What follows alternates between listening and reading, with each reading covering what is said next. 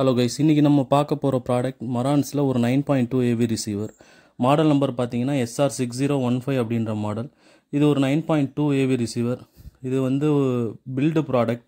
உங்களுக்கு வாரண்ட்டி இன்னும் around 5 months கிட்ட இருக்குது. கஸ்டமர் ஒரு 6 months தான் யூஸ் பண்ணார். அப்கிரேடு சினிமா சீரிஸ் போனதுனால சேல்ஸ் பண்ணிட்டாங்க.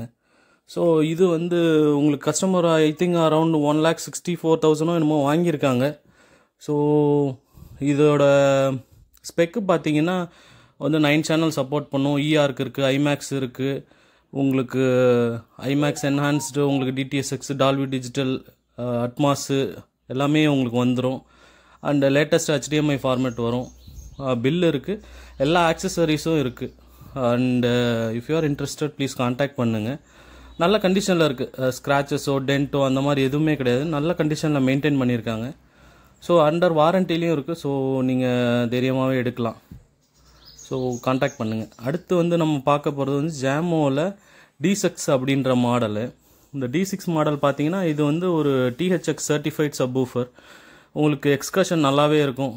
அண்டு உங்களுக்கு 2 சப்வூஃபர் இருக்குது. இது 15 inches. Both are D6 model தான். அண்டு இதோட வாட்ஸ் பார்த்தீங்கன்னா 400 watts போகும். நல்ல ஒரு மீடியம் சைஸ் ரூமு நல்லாவே ப்ரெஷர் பண்ணும். உங்களுக்கு இதோட ஃப்ரீக்வன்சி ரெஸ்பான்ஸ் பார்த்தீங்கன்னா 28 Hz வரைக்கும் போகும் பேஸ் டெப்த்து.